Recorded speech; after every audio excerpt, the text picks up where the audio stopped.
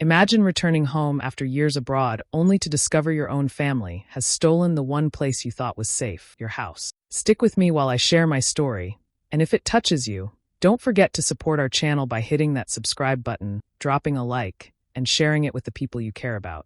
My name is Emily Carter. I'm 34 years old, and for the past 5 years I've been working as a nurse in London. I left home with mixed feelings. My parents had already passed, and the house they left behind always felt like both a weight and a comfort. It was the one place I thought I could come back to whenever I needed to. I kept it in my name, paid the necessary bills from afar, and trusted that when the time came, I'd return to the life I once knew. When I finally decided to come back, I was excited and nervous at the same time. Ohio isn't London, but it's home. I thought about walking through the front door, smelling the old wooden floors, seeing the family photos still hanging in the hallway. I imagined starting fresh, maybe even making some changes in the house, something to honor my parents' memory while giving myself a new beginning. But that moment never came. Instead, when I pulled into the driveway, something felt off. There were toys scattered in the yard, a beat-up minivan parked where my dad's old truck used to sit, and curtains in the windows that I didn't recognize. I hesitated for a moment, thinking maybe I'd driven to the wrong place. But no, it was definitely my house. My stomach sank. I walked up to the porch, and before I could knock, the door opened. My younger sister Rachel stood there, looking surprised but not in the way I expected. It wasn't joy at seeing me after years apart. It was more like she was caught doing something she shouldn't have been. Behind her, I saw her husband Tom carrying a little boy and another child running through the hallway. I froze. Words didn't come easily. Rachel just smiled too casually and said something like, "Oh, you're back." No hug, no excitement. She spoke as if I had interrupted her life, not as if I was returning to mine. I stepped inside, and the place didn't feel like my parents' home anymore. The furniture was different, the walls painted over, family photos gone. It wasn't the house I left behind. It looked like someone else's, like theirs. I tried to collect myself, but the more I looked around, the more I realized they had been living there for a while. The kitchen had their dishes, their kids' drawings on the fridge, their clothes stacked on the couch. They weren't visiting. They weren't borrowing the place. They had moved in. I turned to Rachel, waiting for her to explain, but she didn't. Tom didn't either. They acted like I was the stranger, like I didn't belong there. And in that moment, standing in the middle of my own house, I realized something I never thought I'd have to face. My own sister had taken over my home, and she was acting like it was hers. I stood in the living room trying to understand what I was seeing. The home that had once felt warm and familiar now looked strange, almost foreign. The walls had been painted a dull beige, the kind of color chosen not out of love, but to cover up old memories. Cheap furniture filled the spaces where my parents' things used to be. The hardwood floors that my father had taken pride in were scratched and covered with a thin rug that looked like it came from a discount store. I felt a knot forming in my chest. I turned to Rachel and asked her the only question I could manage. "Why are you here? Why are you living in my house?" She didn't even look embarrassed. She shrugged, almost laughing, and said, "Well, you were gone for years. Someone had to take care of it. It just made sense for us to stay." Her words cut deep. It wasn't the explanation I expected. It wasn't even an explanation. It was an excuse, said so lightly, as if what she had done wasn't wrong at all. She looked at me like I was the unreasonable one for asking. I tried to stay calm, but I couldn't ignore what I was seeing. The photos of her kids lined the hallway where my parents' wedding picture used to hang. The shelves that once held my mother's favorite books now had random knickknacks that didn't belong. The kitchen table, the one my dad built by hand, was gone, replaced with something flimsy and chipped. My memories had been erased, replaced by something cheap and thoughtless. I wanted to remind her that this house wasn't hers, that our parents left it to me. My name was still on the deed. It was legally mine, and she knew that. But she stood there with such confidence, as though I had no right to question her. Rachel tilted her head, her voice calm but sharp. "You left, Emily. You went off to live your life while the rest of us had to survive here. You can't just walk back in and expect things to be the same." It wasn't just the words, but the tone that stung. She spoke like I had abandoned the family, like I had run away without care. She made it sound as though my hard work, the long shifts, and the years I spent building a future for myself meant nothing. In her eyes, I had left her to carry the burden, and this house was her reward. But I knew the truth. I hadn't left to escape. I had left because I needed to build something better, and I always thought the house would be waiting for me when I came back. Now, standing there, I realized Rachel had rewritten the story in her own favor. I looked at her, trying to find any trace of guilt, but there was none. She believed her own lies, or at least wanted me to. And in that moment, the betrayal hit me harder than I expected. My own sister had turned my absence into her excuse to take what was mine. I tried to take a deep breath and talk to Rachel calmly. I told her the house was still mine, that it was in my name, and that I had never agreed to her moving it. I wanted her to understand I wasn't trying to hurt anyone, but I also wasn't going to accept being pushed aside. Before I could finish, she cut me off with a sharp tone. "We're a family, Emily," she said, crossing her arms. "Do you really want my kids out on the street? You've been off living your life while we've struggled here. Do you even know what it's like trying to raise 2 kids with no money and nowhere else to go?" Her words were heavy, not because they were true, but because they were meant to make me feel guilty. She didn't sound ashamed or apologetic. Instead, she sounded like I was cruel for even questioning her. My heart sank. She wasn't trying to explain herself. She was trying to twist the story so that I looked like the villain. Then Tom stepped forward. His voice was calm, but there was an edge to it. "Look, Emily, we've been paying the bills and taking care of the place while you were gone. Without us, this house would have fallen apart. Honestly, we've put more into it these last few years than you ever have. If anything, we have more right to be here than you do." I wanted to scream, but I held back. I knew what he was saying wasn't true. I had been paying taxes and insurance while I was abroad, making sure everything stayed current. But the way Tom said it, with such certainty, made it sound convincing. It was clear they had rehearsed this story, told it to themselves enough times that they believed it. The worst part came later that evening, when I spoke to some of our extended family. I thought at least they would understand, that they would see how unfair this was. But when I told them what was happening, my aunt shook her head and said, "Emily, it's not a good look for you to come back after all this time and kick your own sister out. She's got kids. You're single. You can make it work anywhere. Do you really want your niece and nephew without a home?" My uncle agreed with her, nodding like it was the most reasonable thing in the world. "Rachel's been holding things together here. You need to think about family before you think about yourself." Hearing those words felt like a knife in my back. I had always believed family would be there for me, especially after everything I had done to support Rachel when we were younger. Instead, they all turned on me, choosing her side without even asking for the full story. I felt small, cornered, like no one cared about the truth. My sister had managed to paint me as the selfish one, and everyone was eager to believe it. That night, as I sat alone, the betrayal pressed down on me like a weight I couldn't shake. I checked into a small motel on the edge of town. It wasn't anything special, just a place with a bed and 4 walls, but it gave me space to think. I sat on the stiff mattress, staring at the ceiling, trying to understand how everything had turned upside down so quickly. Just days before, I had imagined walking into my parents' house and feeling like I belonged again. Instead, I was in a cheap motel room, while my sister and her husband acted like rulers of a home that wasn't theirs. The anger didn't come all at once.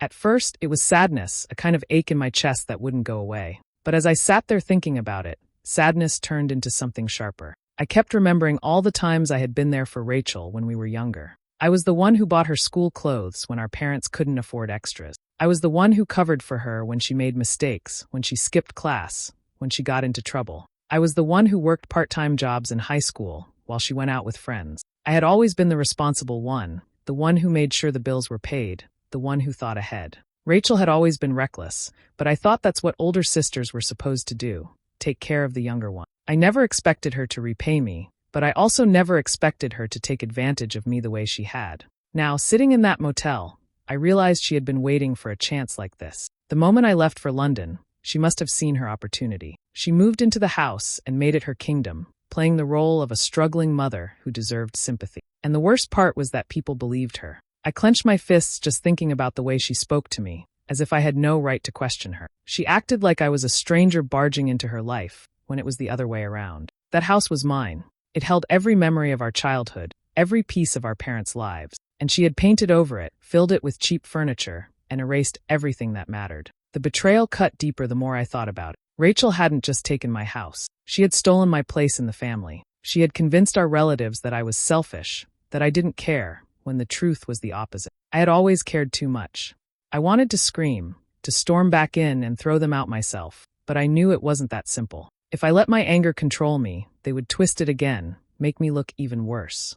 So I sat there in silence, letting the anger grow inside me, letting it harden into something steady. I didn't know exactly what I would do yet, but I knew one thing for sure. I wasn't going to let this betrayal stand. The next morning, I woke up in the motel with a clear thought in my head. If Rachel and Tom wanted to act like they had been holding everything together, I needed to see the proof. I had been the one paying taxes and insurance while I was overseas, but they spoke with so much confidence that I had started to question myself. I needed to know the truth, not their version of it. I drove to the county office and asked for the property tax record. The clerk pulled them up and handed me a copy. As I scanned the papers, I felt both relief and anger. Every payment had my name on it. I had been paying consistently, even from London. Rachel and Tom hadn't been covering anything major. If anything, they had been living there almost for free while I carried the real weight. From there, I checked into utilities. The gas and electric bills had been switched into Rachel's name a few years back, but the payments were spotty. Some months were late, and I could see where they had made only the minimum payments to keep the lights on. It wasn't the picture of responsible caretakers they had painted. It was sloppy, careless, and it made me furious that they had tried to convince me otherwise. Still, what I learned next was worse. A neighbor saw me outside the house one afternoon and came over to say hello.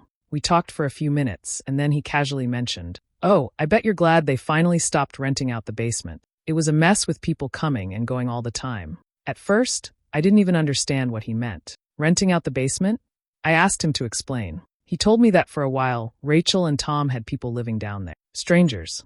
They were charging them rent every month. My stomach turned. They hadn't just been living in my house. They had been making money off it. Money that should have been mine. I thanked the neighbor and walked away, my mind racing. Pieces of the puzzle started to come together. The cheap renovations, the way they acted so entitled, the smug confidence in their voices. It all made sense now. They weren't victims. They weren't a struggling family barely holding on. They were opportunists, using my absence to live rent-free while making side money under my roof. That night, back in the motel, I spread out all the papers on the bed. The tax records with my name, the utility history, and the notes I had taken from the neighbor. The anger that had been building inside me settled into something stronger. It was no longer just about hurt feelings or betrayal. It was about facts, about proof, about justice. I stared at the stack of papers and whispered to myself, "Enough is enough." I drove back to the house with the papers tucked into a folder on the passenger seat. My hands were tight on the wheel, but my mind was clear. This time, I wasn't going to let Rachel twist things around or make me doubt myself. I had the truth in black and white, and I was ready to put an end to it. When I walked through the door, Rachel was in the kitchen. She looked up from her phone, surprised to see me, but before she could say anything, I laid the folder on the table and opened it. "These are the property tax records, Rachel," I said firmly. "My name is the only one on them. I've been paying them all along. You and Tom haven't been taking care of this house the way you claim." She glanced at the papers but didn't pick them up. Her face tightened. I kept going. "I also know you've been renting out the basement. This is my house, not yours. I'm giving you 30 days to leave, or I'll take legal action." Her reaction was instant. She slammed her hand against the counter and shouted, "Are you serious? You'd throw your own family out? You'd put my kids on the street just so you can feel like you're in control again?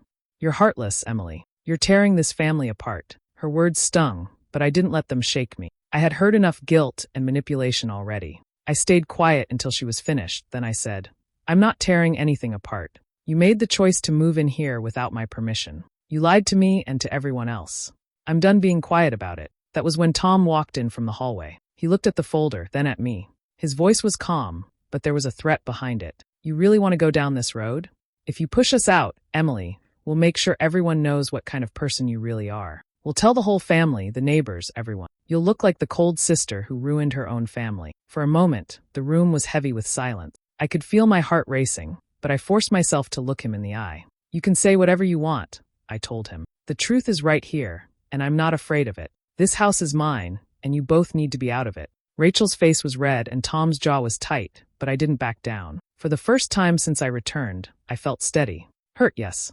Angry, absolutely. But steady. They could scream, threaten, and call me names, but the papers on the table spoke louder than all their lies. I picked up the folder, slid the papers back inside, and said, 30 days. That's all you have." Then I walked out, leaving them standing in the kitchen, their voices echoing behind me as the door closed. The day after I gave Rachel and Tom their deadline, I called a lawyer. I explained the whole situation, starting with how the house was left to me, how I had been paying the taxes, and how my sister had moved in without my consent. The lawyer listened carefully, then asked to see the documents I had collected. I handed over the folder, and he went through each page slowly, nodding as he read. When he finally looked up, his voice was calm and certain. "Emily, you are the legal owner of this property. Your sister and her husband have no claim to it. If they refuse to leave, we'll file for eviction. You have every right to take your home back. Hearing those words gave me a kind of relief I hadn't felt in. For so long, Rachel had tried to twist the story, making me feel like I was the one in the wrong. But here was someone who saw the truth clearly, someone who knew the law and was ready to fight for me. The lawyer drafted an eviction notice, and within days, it was delivered to Rachel and Tom. When they received it, my phone blew up with calls and messages, not from them directly but from relatives. My aunt left a voicemail, her voice sharp and disappointed. "Emily, how could you do this? Rachel told us you're trying to throw her and the kids into the street. You've changed. This isn't the sister I knew." My uncle called too, saying almost the same thing. He told me I was being cold and selfish, that family should matter more than property. Rachel had clearly been busy, reaching out to anyone who would listen, telling them her version of the story. In her version, she was the struggling mother, and I was the heartless sister who came back only to destroy her stability. It hurt to hear those words, even when I knew they weren't true. It hurt because I had grown up thinking family was supposed to support each other, not twist the knife when things got hard. But this time, I didn't let their opinions change my mind. Every time I started to doubt myself, I thought about the papers, the tax receipts with my name, the basement tenants they had secretly rented to. The truth was on my side, no matter what lies Rachel told. For the first time in years, I felt strong. I had spent so much of my life bending over backward for my sister, sacrificing my own needs to make sure she was okay. And where had that left me? In a motel, while she lived in my house and painted me as a villain. Enough was enough. When I walked out of the lawyer's office that day, papers in hand, I felt a shift inside me. The sadness and guilt that had weighed me down were still there, but smaller, weaker. What grew in their place was something firmer, a quiet power. This was my house, my life, and I was finally taking it back. Eviction day came sooner than I expected. The weeks of waiting had been filled with tension, late-night thoughts, and a constant stream of messages from relatives telling me I was making a mistake. But the papers were official, and the date was set. That morning, I drove to the house with the sheriff beside me, my hands gripping the steering wheel tighter than ever before. When we pulled up, Rachel and Tom were caught off guard. Their van was in the driveway, but it was clear they hadn't packed much.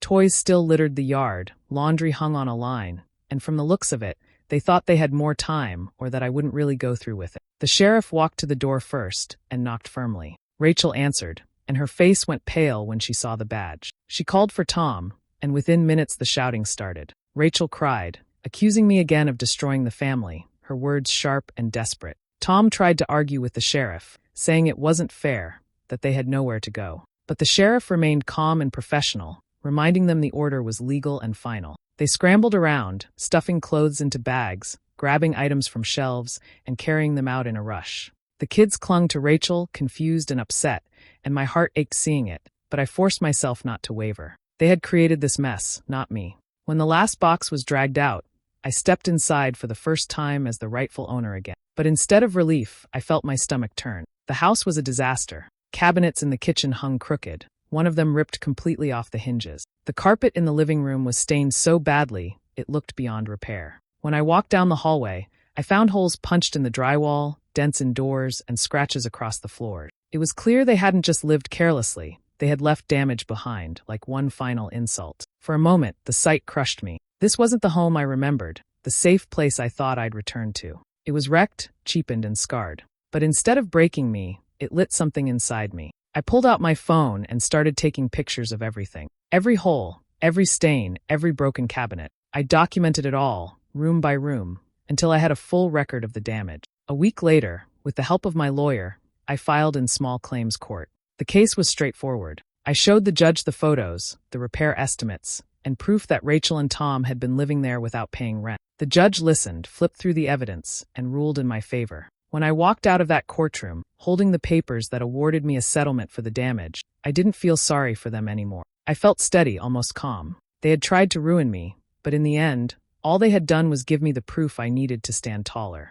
It didn't take long for the truth to work its way through the community. Small towns have a way of carrying stories from porch to porch, and mine was no different. At first, people only knew Rachel's version, the one where I was the heartless sister who threw her family into the street. But after the eviction, after the court ruling, and after neighbors started sharing what they had seen, a different picture began to form. The neighbor who told me about the basement renters spoke openly about it to others. He mentioned how people were coming and going at all hours, paying Rachel and Tom cash to stay in the space. Soon, others added their own observations. Some had seen the kids left outside, while Rachel argued with Tom in the driveway. Others admitted they never once saw either of them doing any real repairs on the house, despite their claims of holding everything together. Bit by bit, the story of them living rent-free while pretending to be victims spread. Even my relatives, the ones who had once scolded me for being cold, started to step back. My aunt, who had accused me of being selfish, stopped calling as often. My uncle, who told me to think about family first, avoided the subject altogether. They weren't ready to admit they were wrong, but I could tell by their silence that they finally understood I hadn't been lying. Rachel, though, didn't give up so easily. A few weeks after the eviction, she called me late at night. Her voice was shaky, almost broken. "Emily, please," she said. "We don't have enough to get by. The kids miss the house. Can't you just let us stay in one of the rooms until we figure things out?" Her words tugged at me, but I remembered the holes in the walls, the stains, the lies. I remembered the threats, the way she stood there accusing me of being heartless while stealing what was mine. I couldn't do it anymore. I let the phone ring out after that. I stopped answering her calls.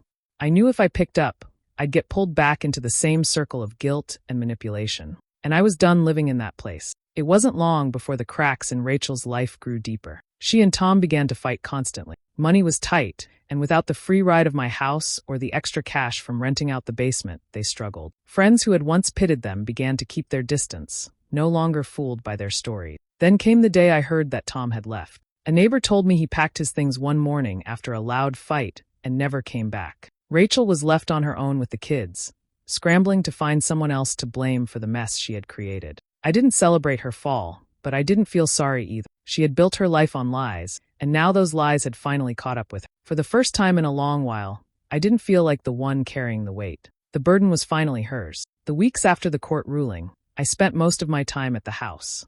Walking through it after Rachel and Tom were gone felt heavy at first. Every broken cabinet, every hole in the wall, every stain on the carpet was a reminder of how far things had fallen. But instead of letting it crush me, I decided to pour myself into bringing the house back to life. I started small. I patched the walls in the hallway, covering the dents and smoothing over the damage. I scrubbed the floors until they shined again. Little by little, the house began to feel less like a battleground and more like a place I could breathe in. On weekends, I brought in painters to restore the rooms to colors that felt warm and welcoming, colors that reminded me of how the house used to look when my parents were alive. Fixing the kitchen was harder. Seeing my dad's handmade table gone still hurt, but I found a carpenter who helped me build a new one. It wasn't the same, but it felt good to create something solid, something made with care instead of shortcuts.